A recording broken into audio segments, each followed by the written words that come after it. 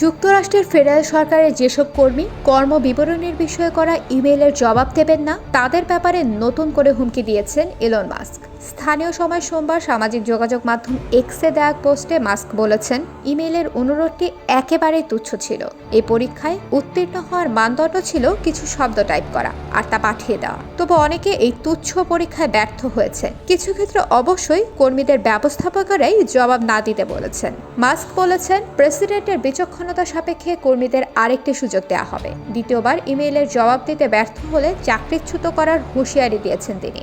মাস্কের এসব মন্তব্যের বিষয়ে হোয়াইট হাউসের কাছে বক্তব্য জানতে চেয়েছিল রয়টার্স, তবে হোয়াইট হাউস তাৎক্ষণিকভাবে এই অনুরোধে সাড়া দেয়নি। 23 লাখের শক্তিশালী ফেডারেল কর্মী বাহিনীর আকার কমানো এবং তা ঢেলে সাজাতে চান মার্কিন প্রেসিডেন্ট ডোনাল্ড ট্রাম্প। এজন্য তিনি নতুন একটি বিভাগ সৃষ্টি করেছেন, নাম দিয়েছেন সরকারি দক্ষতা বিভাগ, ডিওজি।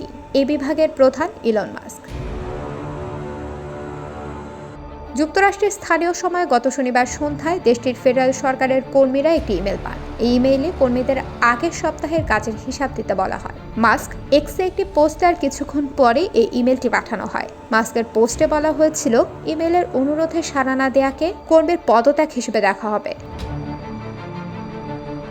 ট্রাম্প তার নিজের ট্রুথ সোশ্যাল নামের সামাজিক যোগাযোগ মাধ্যমে একটি পোস্ট দেওয়ার কয়েক ঘন্টার মাথায় মাস্ক এই পোস্টে দিয়েছিলেন। ট্রাম্প তার পোস্টে বলেছিলেন, ফেডারেল কর্মী বাহিনীর আকার কমানো ও ঢেলে সাজানোর প্রচেষ্টায় ডিওজির আরও আগ্রাসী হওয়া উচিত। কাজের হিসাব সংক্রান্ত ইমেলটির বিষয়বস্তুর শিরোনাম ছিল, গত সপ্তাহে আপনি কি করেছেন। মার্কিন সরকারের অফিস অফ পার্সোনাল ম্যানেজমেন্টের মানব সম্পদ ঠিকানা থেকে এই ইমেল পাঠানো হয়, তবে ইমেইলে চাকরিচ্যুতির হুমকির কথা উল্লেখ ছিল না।